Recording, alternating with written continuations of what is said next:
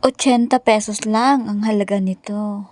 May nag-ikot kasi at inalo kami ng hipon. Sa halagang ₱40 lang. Hinaluan ko na rin ng pechay sa halagang ₱20 lang. Since nasa bundok kami, yung nyog ₱10 lang. Yung ₱10 para nasa mga rekado. Grabe, nung niluto ko to, excited ako na maluto. Paborito ko kasi ang hipon. Lalo na kapag linuto sa gata.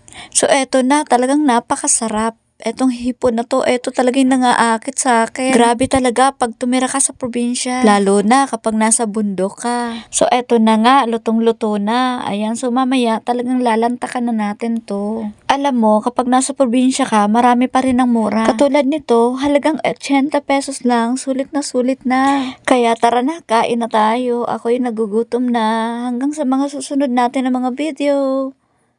Thank you so much for watching.